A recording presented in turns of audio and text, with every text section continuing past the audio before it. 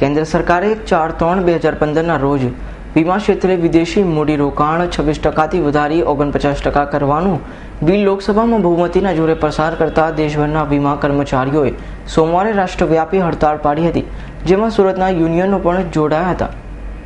Surat divisional insurance employees યુનિયનના પ્રમુખ Jamie Desai સહિતનાઓએ જણાવ્યું હતું કે વીમાધારક અને આમ જનતાના વિરોધી બિલનો વિરોધ નોંધાવવા એલઆઈસી અને જીઆઈસીના તમામ કર્મચારીઓ આજની એક દિવસીય હડતાળમાં જોડાયા હતા. સુરતે એલઆઈસીની 21 શાખાઓના કર્મચારીઓ હડતાળમાં જોડાયા હોવાનું પણ તેમણે જણાવ્યું હતું.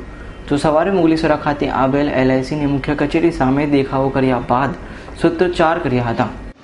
સમગ્ર દેશની અંદર લોકસભાની અંદર સરકાર દ્વારા એલઆઈસી લોઝ એમેન્ડમેન્ટ બિલ 2015 લાવવામાં આવ્યું. એ બિલની અંદર એવી જોગવાઈઓ છે કે અત્યાર સુધીમાં જે એલઆઈસીના કાયદાઓ બનાવવામાં આવ્યા છે કે 1956નો કાયદો, 1974નો કાયદો જનરલ ઇન્સ્યોરન્સનો, 1981નો કાયદો, ત્યાર પછી 1999નો કાયદો કે જેમાં વિદેશી વીમા કંપનીઓ હરીફાઈ માટે ઉતારવામાં આવી હતી. તો સરકાર દ્વારા એવું કહેવામાં આવે છે કે અત્યારે જે ખાનગી વીમા કંપનીઓ આપણા દેશમાં કામ કરી રહી છે એ પોતે પોતાનો વિકાસ કરી નહીં રહી, એટલા માટે 49% ફોરેન ડાયરેક્ટ ઇન્વેસ્ટમેન્ટ એ વીમા કંપનીમાં લાવવાની જરૂર પડે છે. જનરલ ઇન્સ્યોરન્સની અંદર સરકારનું એવું કહેવું છે કે 26% અમે ડિસઇન્વેસ્ટમેન્ટ કરવા માગીએ છીએ. આ સાથે સરકાર આ બિલમાં એક એવી બી જોગવાઈ કરી છે કે pension fund regulatory development authority એમ કરીને લોકો માટે એ લોકોએ એક પેન્શન યોજના દાખલ કરી છે.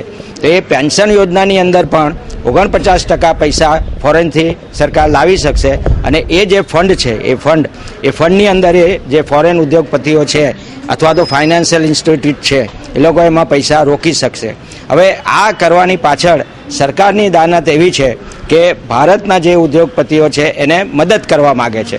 સુરત એલઆઈસી ડિવિઝનની 21 શાખા અને જીઆઈસીના તમામ શાખાના કર્મચારીઓ હડતાળમાં જોડાતા એલઆઈસીની તમામ કામગીરી ખોરવાઈ ગઈ હતી. Bureau report S9 news Surat.